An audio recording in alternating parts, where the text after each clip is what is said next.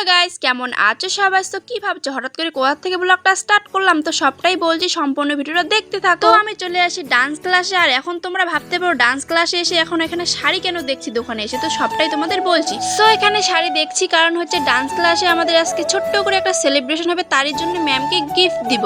আর সেলিব্রেশনটা কিসের বলো তো? আজকে আমাদের ডান্স ক্লাসের বার্থডে বলতে এই তারিখে ম্যাম আমাদের এখানে ডান্স ক্লাস শুরু করেছিল, তাই এই তারিখে আমরা ছোট্ট করে একটা ডান্স ক্লাসের সেলিব্রেশন করি আর ম্যামকে প্রত্যেক বছর গিফট দেই। তো প্রথমেই একটা দোকানে গেছি ম্যামের জন্য শাড়ি কিনতে, তো ওখানে শাড়িগুলো এত দাম চাচ্ছিল কি আর বলবো। তারপর ওখান থেকে না নিয়ে আবার একটা কসমেটিক্সের দোকানে গেছি, ওখান থেকে কিছু নেওয়ার জন্য, তো পছন্দ হয়নি।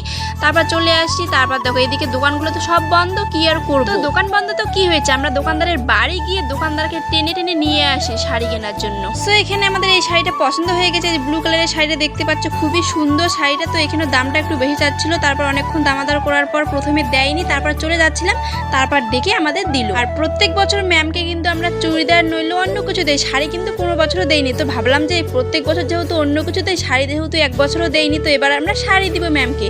সো দেখো তারপর শাড়িটা আমরা নিয়ে আসলাম আর এখানে ক্লাসে চলে এসেছি। আর এইখানে এখন ম্যাম বলতেছে যে এক বছরের মধ্যে কে কতদিন ক্লাসে অ্যাটেন্ড করেছে, আর পুরস্কারও কিন্তু আছে এখানে, যে সব থেকে বেশি ক্লাসে এসেছে তাকে কিন্তু ট্রফিটা দেওয়া হবে আর প্রত্যেককে মেডেল দেওয়া হবে। আর সামনের 2 বছর কিন্তু আমি পেয়েছি, সামনের বছর তো আমি রূপার কয়েনও পেয়েছি প্রত্যেকদিন ক্লাসে আসার জন্য। সো গাইস এখানে আমাদের কেক রেডি, এখন আমরা সবাই মিলে কেক কাটবো। আর এই যে দেখো এটা হচ্ছে আমাদের ম্যাম, এই ম্যামের নামে তোমাদের আর কি বলবো, যত বলবো ততই কম বলা হবে।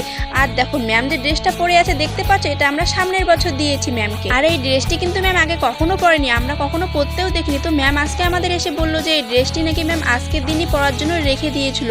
তো ম্যাম নাকি অপেক্ষায় ছিল যে এই দিনটি কবে আসবে আর ড্রেসটা কবে পরবে। সো দেখো এখানে আমাদের সবাইকে মেডেল ম্যাম দিয়ে দিল। এটা আমার সব দুষ্টু স্টুডেন্টরা প্রত্যেকবার দেয়। এটা আগের বার দিয়েছিল, আমি পড়িনি, এই বছর পরে এসেছি। এটা আমার ইচ্ছে ছিল যে নেক্সট ইয়ারে আমি পরে আসবো এই ড্রেসটা। তো এইবার যে কি দিয়েছে দেখতে হবে। আমি তোমাদের খুব ভালোবাসি, অনেক ভালোবাসা রইলো, অনেক তোমরা ভালো থাকো, সুস্থ থাকো, হ্যাঁ, অনেক বড় হোক, যে লাইনে পারো এগিয়ে যাও। কেউ পড়াশোনা, কেউ নাচ, কেউ গান, যে লাইনে যাও নিজের পায়ে দাঁড়াও। এটুকুই আমার শুভকামনা রইল। সবাই হাততালি দাও।